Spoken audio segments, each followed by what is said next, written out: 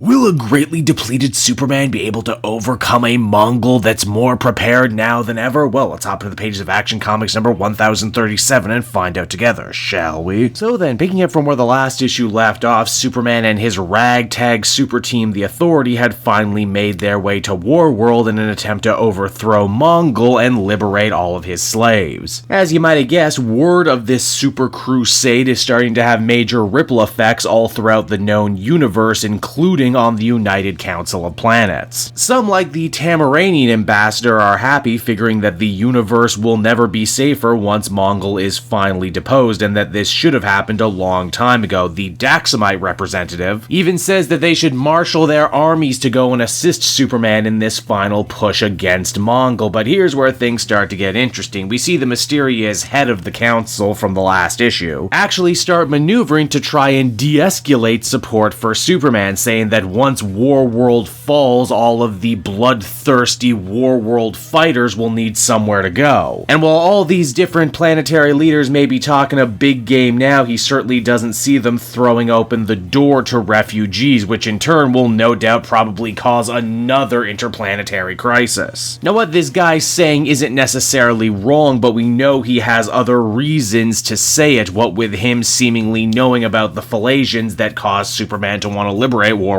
in the first place. Now, back over with Superman, the fight with Mongul is not going his way. One of Mongul's elite was able to use their magical powers to dispel what June Moon had been doing for Superman, making it look like he wasn't nearly as sick or old as he actually was. Furthermore, and I can't believe I actually didn't catch this the first time, but that giant insectoid monster that Mongul is riding isn't just any old bug creature. It's actually one of the same aliens that came through that weird breach that made Superman sick in the first place. Now, Mongul does the oh-so-classic bad guy speech of saying his henchmen can tear through Superman's allies, but the last son of Krypton is his and his alone. It's here we actually get to catch a glimpse of what Mongul's elite are capable of, and needless to say, they can certainly handle themselves against the Authority. There's the Veil and the Mother, who are able to drag down the Enchantress, meaning that the team just lost their magic muscle. Then there's the rather mute fighter who goes by the strange moniker of the Unmade, who is actually able to fight both Apollo and Midnighter to a standstill. Apollo specifically ends up getting hurt really bad in the fight. Yeah, I guess it wouldn't make much sense if your sick and aging Superman gets shown up by a younger, more healthier Superman stand-in, am I right? Manchester Black, though, probably ends up faring better than just about anyone else in the Authority, as he manages to corner the bad guy's own psychic, the Teacher. Teacher goes on a whole big spiel about how his mind is protected from Manchester Black's psychic attacks and illusions, and that he's far superior to him, but Chester doesn't really care all that much, figuring that the reason this guy hung back from the fight is because he isn't much of a fighter at all, and Chester is able to take him down with a proper application of a big stick. This means Mongul loses control of his alien mount that the Teacher was controlling remotely, so he and Superman can have a proper dust him up on the ground with fists. It's here too the newest Mongul ends up dropping quite a few nuggets of wisdom, saying unlike the Mongols that have come before and battled Superman, this guy actually did his homework and prepared. You see, in the days of old Mongol, Warworld was powered by massive furnaces that had the bodies of the slain dead thrown into it. Once this new Mongol killed his father and took control, he decided to put the whole planet on clean, renewable energy. What kind of energy, you might be wondering? Oh, just red sun energy. Meaning that the entire deck was stacked against Superman and his people before they even set foot on Warworld to begin with. Believe it or not, though, the worst is still yet to come, as Light Ray, who again, and I can't stress this enough, is basically a brand new hero with less experience than anyone else, tries to do what she thinks Superman would do in this situation by saving a baby connected to the giant hulking monstrosity known as the Darling. Obviously, the baby isn't a hostage of the Darling, the baby is the Darling, lulling Light Ray into a full sense of security so he can, well, basically crush her. This means Superman breaks off his own battle with Mongul to go and try and help Light Ray, Mongul himself saying that this is his greatest weakness, more than any red sun, kryptonite, or radiation. Superman's good heart and concern for others will always keep him from finishing things off like he should. It's at that moment Mongul decides decides to stab Superman in the back with a kryptonite spear. Obviously, this is the worst thing that could possibly happen, and back at the United Nations of Planets, everyone jumps to the conclusion that they just saw Superman get slayed by the mighty Mongol. Once again, representatives begin to think if they should do something about this, but once more the head of the council gets them all to stand down. Hell, he doesn't even have the courtesy of telling those on Earth what has happened. Meaning that as the comic comes to a close, Superman and the Authority truly are alone. And so that was Action Comics number 1037, everybody, and once again I thought Philip Kennedy Johnson offered up a strong entry into this ongoing Warworld Saga. We knew it wasn't going to be as easy as Superman and his allies just rolling up to Warworld and freeing everybody, and you can tell the creator is having a lot of fun creating new and different complications, not just the fact that this Mongol is actually smarter than those who preceded him, but also the whole intergalactic politics thing. I suppose I should also address too the strange rumor that seems to be circulating around fandom right now that DC and Philip Kennedy Johnson plan to kill Superman for some reason. Personally, I don't believe it. I think if anything, this is going to lead to a whole Superman and his team become slaves of Warworld and they have to ingratiate themselves to the population and lead an uprising type deal. Overall, though, I think I'd feel comfortable giving this one an 8 out of 10. This is a fun story and I'm really enjoying it.